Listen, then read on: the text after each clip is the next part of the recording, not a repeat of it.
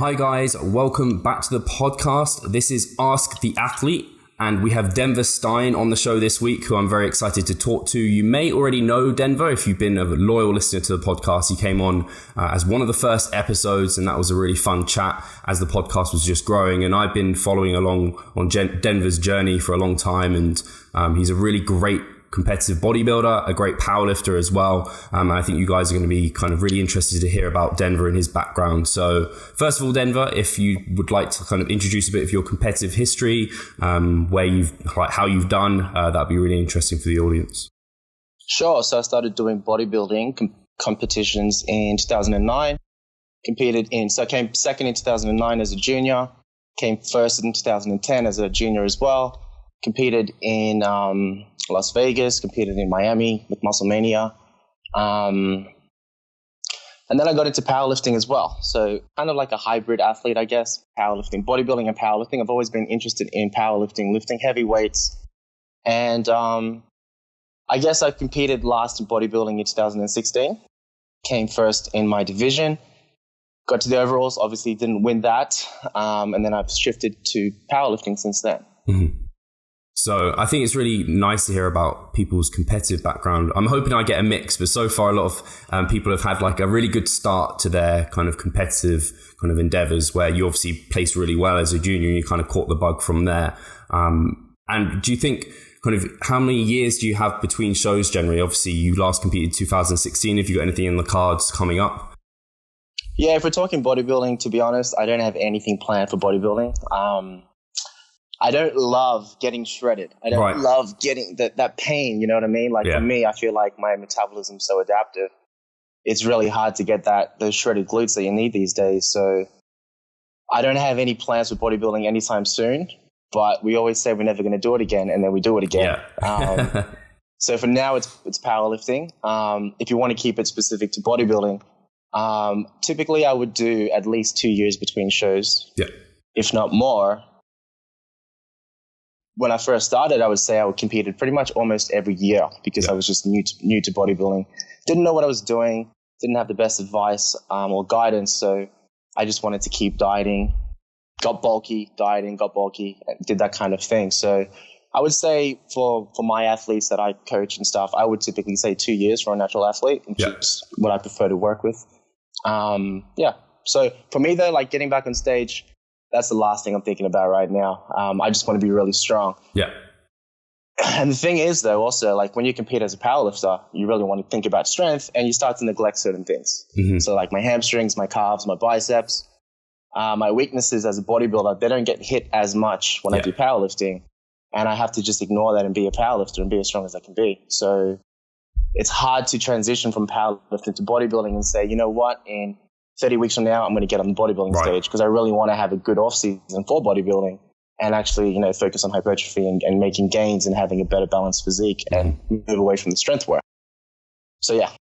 No, this question. It's really interesting because I think a lot of people, it's good that you're not ignorant to that fact, because I think there are people who think, I can just do the big three and I'll just be like the best bodybuilder ever. And it's kind of like, there's a lot of isolation work and things that just don't get hit when you are doing those. And it's interesting to hear because obviously power building is very popular and people really enjoy that.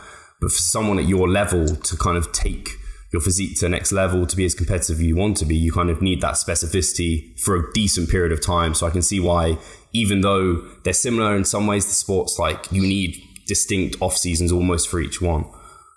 Yeah, definitely. And I think when it comes to bodybuilding, the main thing that I need to work on is conditioning. Right. So getting lean enough for the show, like pretty much getting as lean as required, and that's the hardest part. Mm-hmm. Yeah, no, it definitely is. And in terms of, obviously, you competed quite regularly beforehand, and then you've kind of done it less. What are the biggest differences between when you first were competing to now, like your approach to stage? Yeah, so when I first started, I had no idea what I was doing. I want to say that I was tracking my macros. I knew about macros. I knew about healthy foods. I chose healthy foods only. So it was a clean eating approach, but I knew about calories, protein, all my needs. Like I knew everything. And I went to a coach and he pretty much said, everything's great. Just reduce this carbohydrate, reduce this fat, essentially drop calories and you'll do well, and come and see me in 2 weeks. So I was doing that and I was getting great results. And then I saw someone at my gym, a personal trainer actually, and he was like, what are you doing? You can't be eating a banana. You can't be having protein powder. You're in contest prep. You know, you're not going to get thin skin and all this crazy stuff. And I was like, well, I'm paying this other guy to help me out and he's telling me the wrong advice. So I guess I should stop listening to him and listen to someone like, you know, close to me, a local guy. So I flipped everything up and pretty much went extremely low calorie, low carb, low fat even, like very low fat as well. And it was not ideal. So since then, I've actually learnt my original method was good. And obviously I've got more of an evidence-based practice now. So I incorporated flexible dieting in my last show, probably my last two shows actually, 2013 as well as 2016. That was flexible dieting, which was really good. So that's like a huge difference. Yeah. Being able to fit in other foods, fun foods, being able to borrow macros if I need to from other days if I screwed up, because we all screw up sometimes in contest prep. So it's actually changed a lot when it comes to nutrition for the most part. Training's been steady, pretty much the same for the most part. But mainly nutrition has changed a lot. And with the nutrition, something that quite often, well, I think there's been more evidence coming out that kind of intermittent dieting's really helpful. Did you utilize kind of refeeds or diet breaks at all at the start? Or was it kind of just a linear approach? And then did you use them in your last prep? Back in 2009, you mean? Like my very first one? Absolutely no refeeds, absolutely no planned refeeds, but definitely binged a few times, right? So actually my very first competition, I got to be honest, my very first one was an 8-week prep. I was always in shape and someone just said, hey, do a competition. I thought, why not? You know, so the first week or two I was with that guy and then I switched over to this other guy and I lost a ton of muscle in a short period of time. So we really rushed that and that was like extremely low calories. So there was no cheat meals, no binges, nothing like that in the very first competition. Actually, there was one of those, but it wasn't crazy. But the one after the competition after that, the very next year, was a 16 to 18 week prep. And that one I definitely binged a lot more because I took the same approach with nutrition. It was low calories and it was extended for way too long. So, you know, I would eat one chocolate, ended up being all the chocolates. And so, yeah, that was definitely nothing planned. And then in my last comp, there was definitely diet breaks. There was refeeds. I was doing 3-day refeeds as well. Cool. Not as many as I would have preferred. I didn't coach myself on that one. So I had a coach for that one. And I kind of let him do whatever he wanted. And, you know, I trusted him and he's a good guy and he's a good guy. So he knows what he's doing. But at the same time, we all have our own methods and our own ways of doing things. So I just kind of left it up to him and I just listened to whatever he said. So personally, I would have had probably more diet breaks, more refeeds, just because I know my body a little bit better. I know what my metabolism's like. Things slow down really fast. But yeah, we did include those in the last comp. Cool. And then obviously you talked about flexible dieting and things. And I think a lot of people think of like competitors and bodybuilders as being like ridiculously strict and having meal plans every day. And then people hear of like flexible dieting, if it fits your macros, as like the opposite to that, where you're just kind of having like whey protein and Pop-Tarts all day. What does flexible dieting, what did that look like for you? Like, was it really that flexible towards the end? And I remember you saying that for your 2016 prep, you kind of didn't want your wife to know that you were actually going to compete. Did you manage to like keep that from her? And I guess flexible dieting helps. Yeah, I kept it from her as long as I could. And flexible dieting definitely helps in that regard. I was just telling someone the other day, like, you can get away with dieting down without telling anyone. All you have to do is say, hey, I've hit my macros already today. I ate too much early. You know, I ate too much too soon today. I got no macros left. Or I'm full or whatever. But you can just adjust the measurements of the same foods and be in a calorie deficit and see the results that you want. So you don't have to do anything extreme. People catch on there because they see how lean you are. Yeah. And typically, if there's no purpose to be that lean and if there's no purpose to avoid eating certain things because you can't fit them into your macros, then, people tend to catch on pretty quickly. But flexible dieting I was just telling someone today, I had a nutritional consultation with someone, a personal trainer actually, and I was trying to explain to them, or I did explain to them the difference between like the assumed if it fits your macros and clean eating. And really it's just like flexible dieting is a hybrid of that because you can eat whatever you want that fits your macros, but you're going to opt towards healthy foods, which make you feel full, which is going to contain sufficient fiber, and you're not going to have like small portions. Basically, you want to feel fed, you want to give your body what it needs, and you want to train optimally. And to be honest, like more recently, now that I'm doing powerlifting, I'm really focused on meal timing. Nice. Specifically pre-workout, and how I feel, like my energy towards training based on the timing of my meals and what I choose to eat. Whereas as a bodybuilder, because hunger would be such a focus and not performance as much, I would just kind of have fun foods more often. But to go back to your initial question, like my contest prep, I had a meal plan, but it had fun foods in it. So I had, this is funny, but I had one Pop-Tart, right, in my meal plan every day. I had like a liter of chocolate coconut water, just because I had a sponsor that gave that to me. And I had Nutella every day as well. And that was kind of like in my macros all the time. There was a period of time where I had like a Snickers bar or a Mars bar or a Bounty. I'd buy like 5 of them and I'd have one per day and I'd fit that into my macros. But for the most part, it's chicken, it's rice, it's oats, it's vegetables. It's foods that we love, you know what I mean? You always feel healthier when you eat those foods as well. You feel well fed. Yeah, I think at least the flexible approach, I mean, specifically in off season, that's when it becomes most kind of helpful, knowing that you don't have to try and pound down huge amounts of all of those foods that are just not as palatable and kind of gets impossible when you're trying to gain that weight. In terms of training, you said it didn't really change that much between kind of at the start to now. I'm sure you've kind of somewhat kind of individualized your approach, found something that works for you. What's that kind of look like over the years?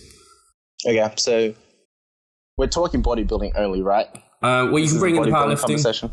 It's more so bodybuilding, but I mean, if you've gone into a powerlifting during your off-season stuff, that would be interesting because I think people will want to know, like, I mean, you're a very high-level, like, natural bodybuilder, and if people can do some powerlifting on the side, I think they'd be interested as well.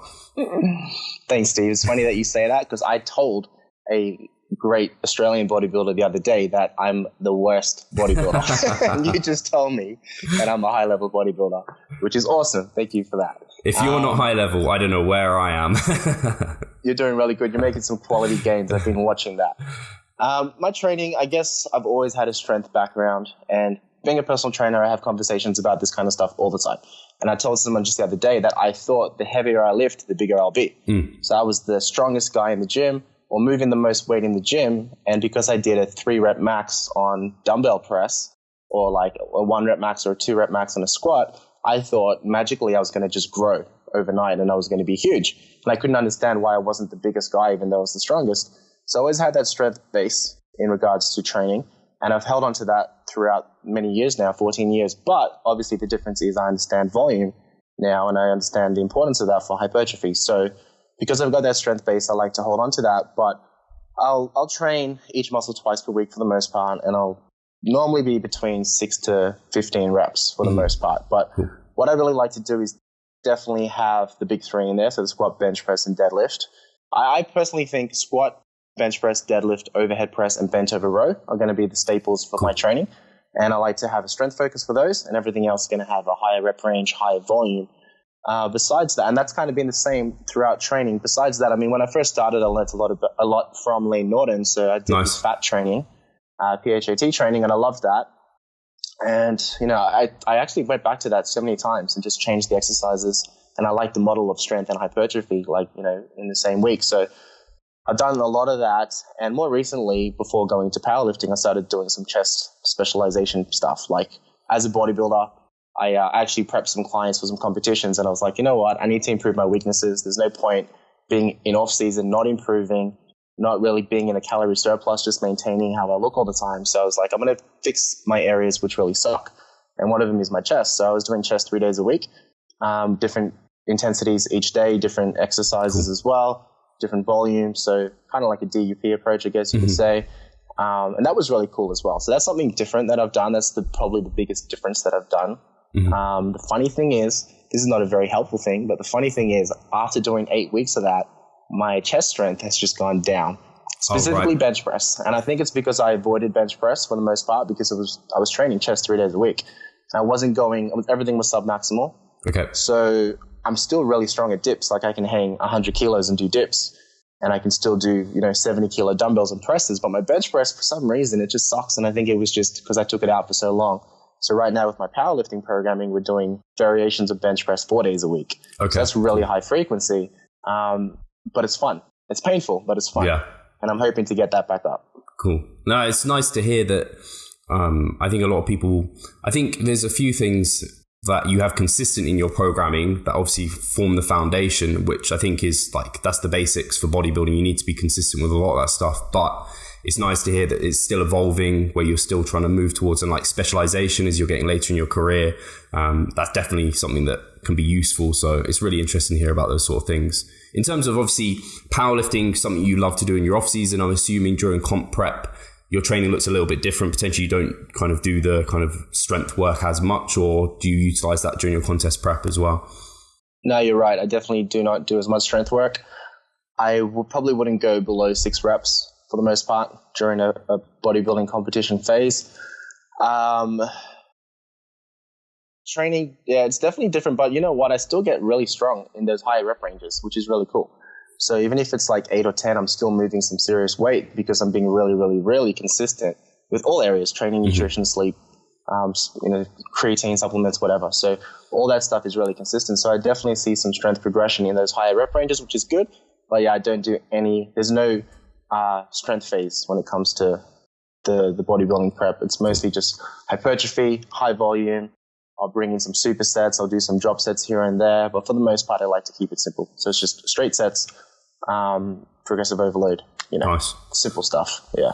And then actually you brought up something that I think I hadn't had down as something I wanted to ask competitors, but I think people are really interested because, I don't know, they're always very interesting. In terms of supplementation, you brought up creatine as something that you take consistently. Is there anything else even that you take during your competition preps, and then in your off season? Is there anything you take to help with your training, nutrition, fat loss, muscle gain?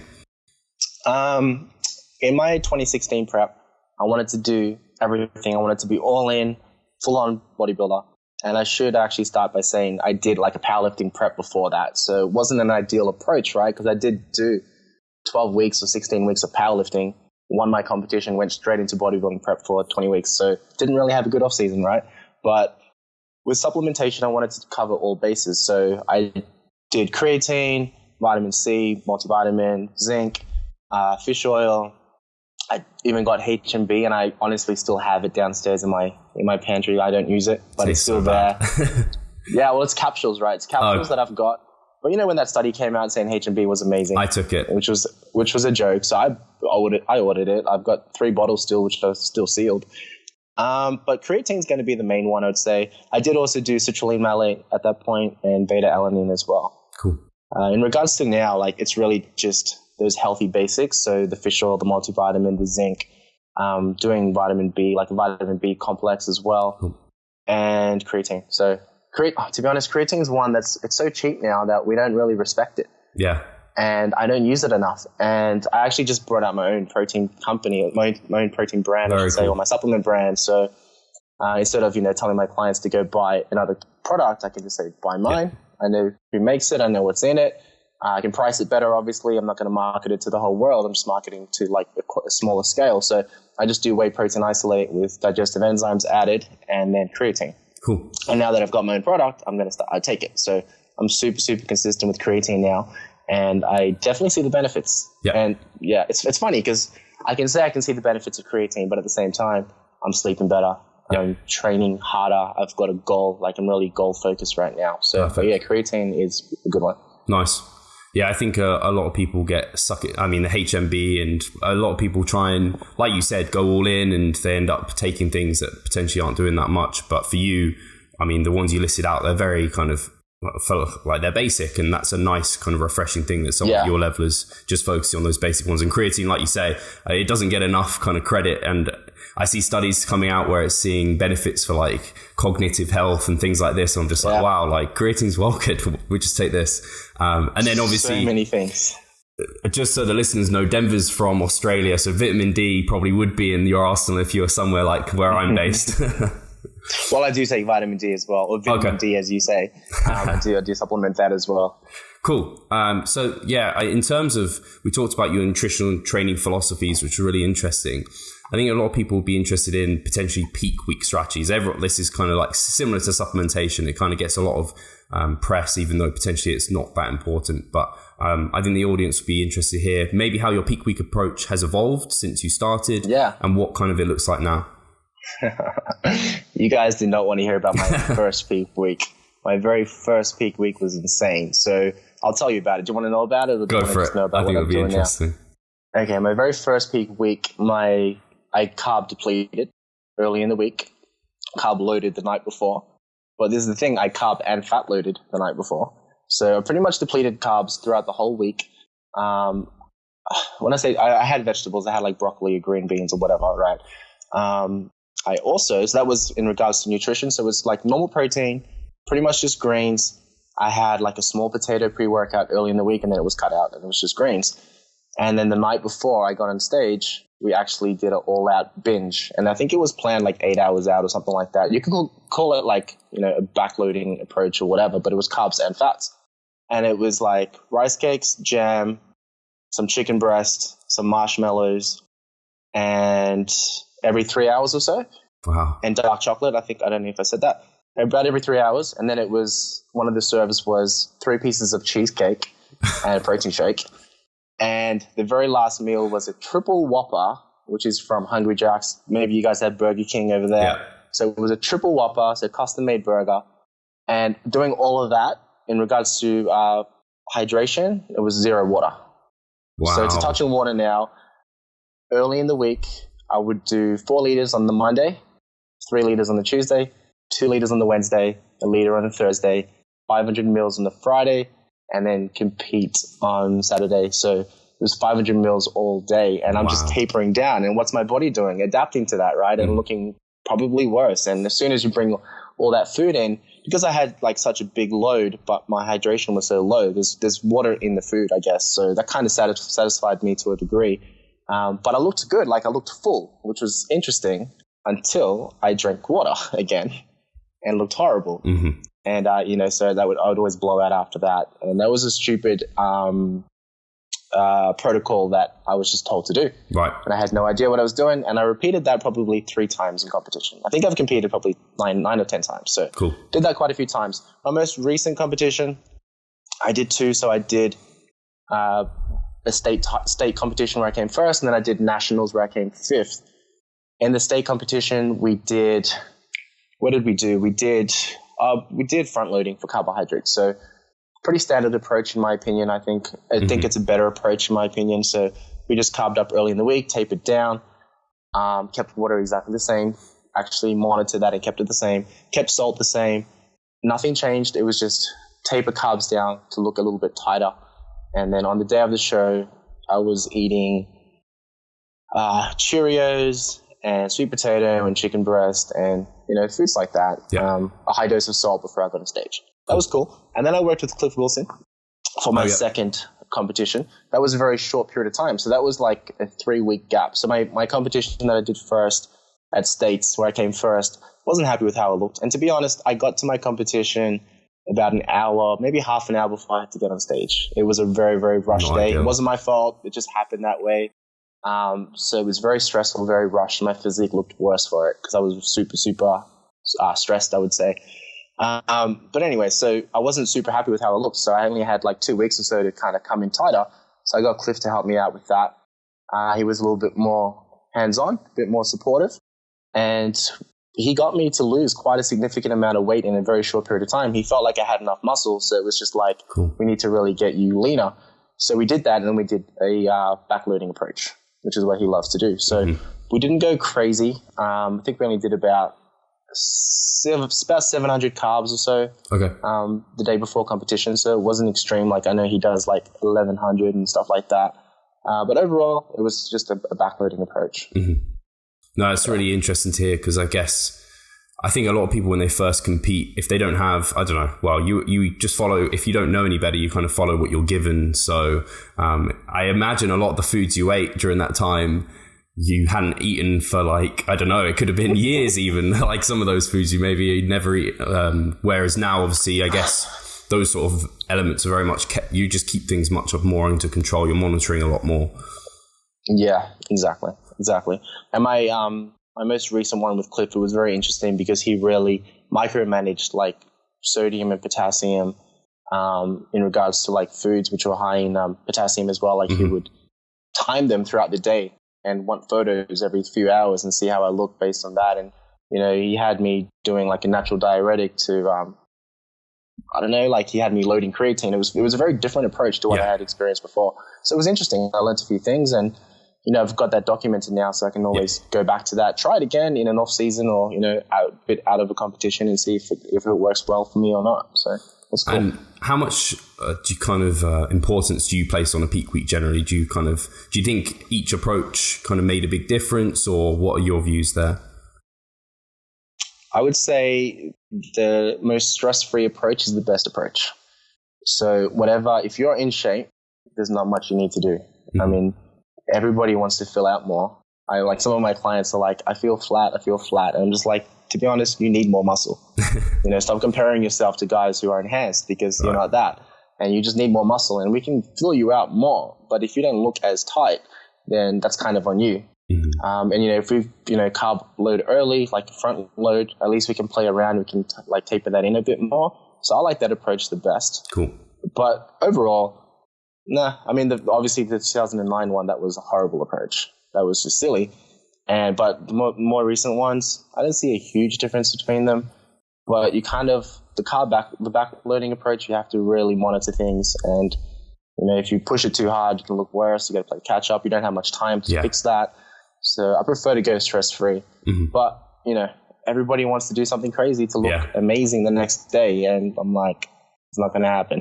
Mm-hmm. No, that's cool. And it makes complete sense when you're loading in such a small window. You almost need to be very anal about things. And I guess for some people that can I know people that's created like a lot of stress. So if the front load creates less stress, and I agree, kind of a stress-free approach tends to produce the better result. And when you think about what stress does to a physique, like you said, you were there within an hour, and that just ruins a physique very quickly. So that was so bad. Yeah. In terms of obviously peak week, and then you're done competing, assuming you have no shows, what does your kind of post-show period look like? Do you have a strategy there? What does that look like? Yeah, pretty much the day of the show. So after I compete, get off stage. I was going to say after I win, but I didn't win my last comp, so I can't say that. But basically, I'll just go and eat whatever I feel like. Typically, it's going to be a burger, and then some donuts or something that's untracked, not measured or anything like that, not managed. And then the next day, I'll just go back to eating. Typically, I'll get 20% increase in calories, to be honest, and I'll just go to that immediately and just see how I feel with that. Try to be consistent with that. If hunger is really, really high, then I'll be a little bit more flexible, and I'll just enjoy, a meal out here and there in those first few weeks. But I like to just go straight up to, you could say assumed maintenance, but really it's just a 20%, and just see how that goes, see how my body adapts from there, and then go up from there. It really depends where I finish my diet. Like if I had to really struggle and stress to get lean enough, then it's going to be really low. It's going to be a higher increase, I would say. But I really try to focus on performance then. So then I'm just like, I need to focus on a performance goal. I need to be as strong as possible. And I try to get away from just looking at the mirror and looking at those visual changes or the scale too much, because it just really frustrates you, right? Yeah. And you can feel lost after a bodybuilding competition. You don't have an immediate goal, so it's great to create one. And a performance-based goal means you're going to eat to fuel that performance. And as a result, you're going to make smart choices, and you're not going to binge. You're not going to blow out and gain 10 kilos in a week or anything like that. So typically it's just 20% increase in calories. See how I go from there, and just keep bumping it up as I go. I know my body pretty well, so I know that I don't need to keep moving that up much more than a certain amount. I'll just get fat. No, I think that's really interesting. It's nice to hear the shift to performance, because I think a lot of people, especially I suppose once you've competed a few times, you get used to that transition, but it can be quite hard. I think something that would be really interesting is, because you talked about how adaptive your metabolism is. How low do you have to go with calories? And then in an off season, how high do they typically get to? And so the listeners know, like, say your competition weight and generally your like off season weight, because I think that would be helpful. Okay. Yeah. So, let me think now. So the lowest I've been in a competition prep, like a horrible competition prep, is like 1,300 calories. About that. 35 grams of carbs within that 1,300 calories, something like that. 17 grams of fat. Wow. And, very, very low. Typically, I like to sit around 3,000 to 3,400 calories, so 3,000 to 3,400 for the most part. right now I weigh 97 kilos, 97 to 98. So I'm kind of fluctuating between that. I can increase my calories up to 3.6, 3.9 and not gain noticeable fat or anything like that. I can actually increase my training performance. I can be more active. My NEAT goes up, everything goes up. And I'm like, oh, cool. I still look really good. I've still got abs and I'm eating a lot more. But then when I go down to about 2.8 and I see some good results for fat loss, and I'm down to 2.5 for fat loss, and then I'm down to 2.1 for fat loss, and it's like far out. Like, this is so annoying. And I'll, ramp NEAT up and stuff like that. So I'll be more active. Everyone knows what NEAT is, right? But yeah, I'll be more active, get my steps up. Yeah, you would hope so, right? Get my steps up and all that kind of stuff. So it's just annoying because I get to a point where I'm like, I feel like death. Either I need to be more active or I need to eat less. But I literally just feel like my performance is going down as a result of that. And my general mood is horrible. And my business stresses go up, and my business efforts go down, and life just sucks, which is annoying. And that's when I'll like implement a refeed or whatever, or what I'll do, I'll actually go really, really high carb and really, really, really low fat, just to try to fill out a little bit without changing my calories too much.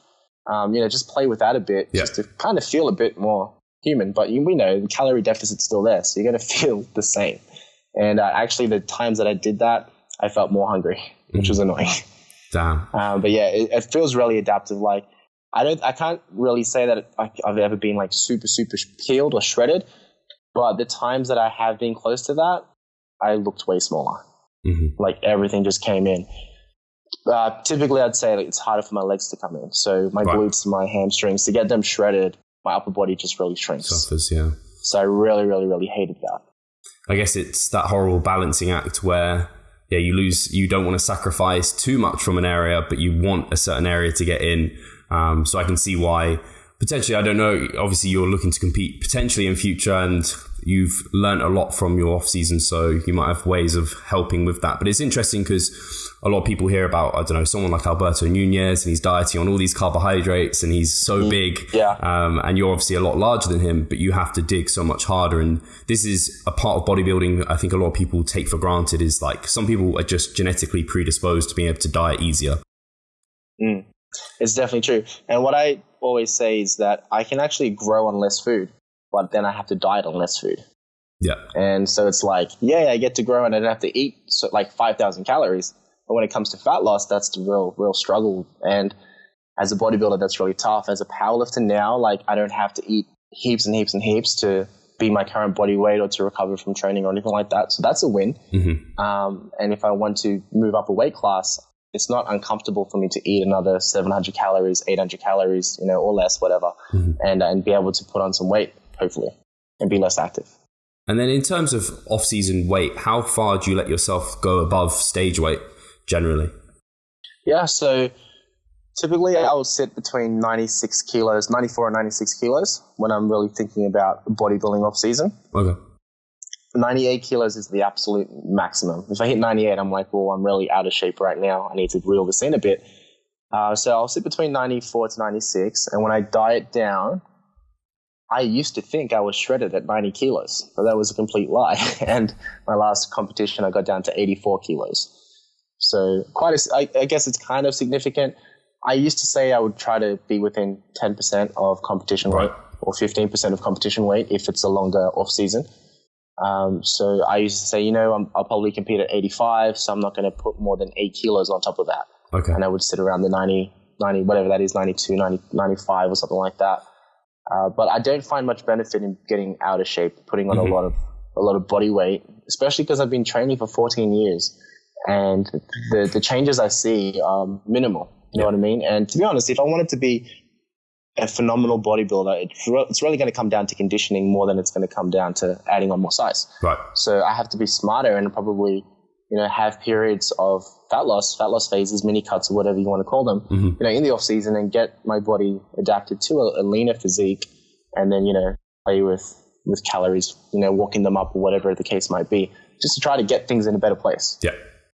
Yeah, that makes sense. Once you are further in your career, kind of I think I remember discussing with you whether or not you thought you were at kind of your genetic limit, but whether or not you are, you're very, very close to it. So the gains you're going to be making in muscle mass are going to be marginal in a lot of the improvements. And I think you see that in more advanced competitors. It is their conditioning. They just come in, you see the older competitors and they come in ridiculously shredded because they've kind of built up to that point and they can maybe compete more frequently, kind of get down into that condition more often. So that's really exciting.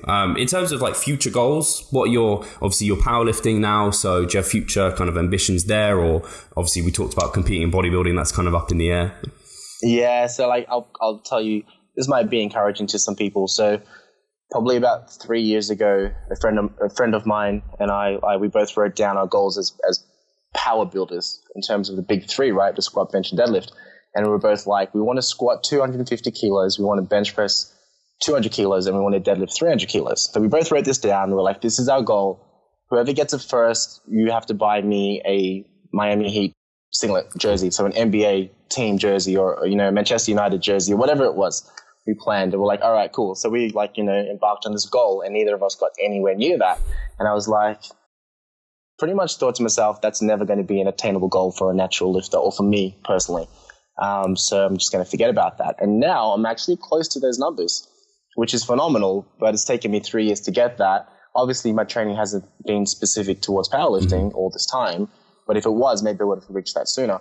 But it's really encouraging because I had someone the other day saying, you know what, I'm never going to have big quads ever in my life. And I said to them, you can't say that because you don't know the improvements you're going to make in 5 years from now, and you're never going to quit lifting weights. You're never going to quit this lifestyle. So I thought there was limitations in regards to my strength potential, but it's still moving up right now, which is awesome to see. And yeah, but in regards to bodybuilding, yeah, I would say that I'm, close to my genetic potential in terms of muscle mass, but being a hybrid, being a power bodybuilder, I never put 100% in bodybuilding for longer than a contest prep. That's the honest truth. So yeah. I really like that. I think that's really refreshing in terms of focusing on, it's kind of like being process focused rather than goal focused, and that's allowed you to get closer to those goals in a way. So that's really cool. Yeah, and just realizing that there's always progression, even though it's small. Over time, there's always going to be those gains. You know what I mean? So it's pretty cool to know that. Definitely. And the final thing I want to throw at you, Denver, is kind of your biggest tip to new competitors, someone who's looking to step on stage sooner. What would you kind of advise them, or what do you wish you knew before you competed? To be honest, before I competed, when I first competed, I wish Instagram existed, and I wish your podcast existed, and I wish there was more like education out there beyond bodybuilding.com forums. So basically, I would say my recommendation is to get an evidence-based coach, get an understanding of what you're doing, why you're doing it, have a long off season, so a long preparation phase. Like, don't just think, I'm 12 weeks out, I'm going to probably compete. Have like an off season. Think about the sport is it's a longevity thing, so it's something you have to think about in regards to an off season, a pre-contest phase, a contest prep phase, a reverse dieting phase, or a recovery phase, and it's quite a long, drawn out lifestyle or approach. So it's hard because I was going to say don't rush into competing, build a good solid base, but at the same time, you don't want to be sitting around for 5 years before you get on stage. You want to experience that, and then you want to experience it again, but better. So if you get on stage sooner, you can actually see what your physique looks like when you're shredded. You can see what you need to improve, and you can devote 2 years or whatever to improving that, and then build that physique, and pretty much do that. So patience is key, right? Patience is important, and that's a big one, patience actually. But having an evidence-based approach is very, very important because there's so many things out there which are exciting. Like Instagram is exciting. Someone's doing this, today and that tomorrow, and you think that's what you have to do. And it's easy to lose focus on what you're trying to achieve. So having a coach is very important. Being accountable to someone is super important, and putting your trust in that person 100%, assuming they are, a good choice for you and you have a good relationship with them. That's what I would suggest. Perfect. No, thank you very much, Denver. It's been a great chat talking to you. I think people are going to really enjoy this. If people want to reach out to you, they want to follow your journey, follow you powerlifting, or potentially getting on the stage again, where should they have a look?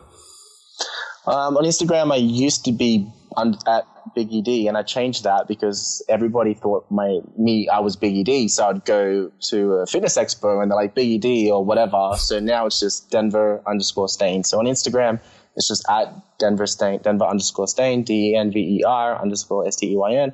Facebook, you can just find me on there. Like, you know how Facebook is, right? So you're always like too many friends. Yeah. So there's always people disappearing here and there anyway. So you can add me on Facebook if you want to, but I make most of my posts public. Been pretty slack on Facebook, to be honest. I've been pretty slack on social media in general, but Instagram is where I spend most of my time. Cool. Instagram stories and stuff like that. So you can find me there. And just one more thing, I guess I didn't really answer your previous question about when will I compete again, my future plans. So with bodybuilding, so right now powerlifting, I'm going to do a competition in 6 weeks, and then I might do another one in about 8 weeks later. Cool. Maybe. I want to do one at a fitness expo. So I want to do one that's really big, like with a big audience, and everyone can go there for powerlifting as well as other things as well. Bodybuilding is going to be there, etc. So I want to do that in June or July. So that's powerlifting for me. And then in regards to bodybuilding, I'm thinking about maybe doing the WBFF competition at some point, which is a non-tested federation. It's not really a bodybuilding competition. It's World Beauty, Fitness and Fashion, it's called. But they've got a fitness model option. And as a natural competitor, I think I'd probably fit the fitness model option. Yeah. They've got muscle model as well. But that's local here on the Gold Coast. And it's actually growing a lot. And I like it. I think it's pretty cool. And every time I go to a competition to see my clients compete, it's encouraging. A lot of the guys look really great. Mm-hmm. So I think I would probably lean towards that. However, a lot of my bodybuilding friends would tell me that's not bodybuilding and that's whatever they want to say. But yeah, it's really hard to say when I'll get back on stage for bodybuilding. I really just want to get as strong as I possibly can, deadlift 300 kilos, and then kind of see how things go from there. Cool. No, awesome. Cool. I'll make sure everything is linked below, kind of your Instagram and everything, so people can find you. And yeah, again, thank you. And thanks everyone for listening. Thanks, Steve.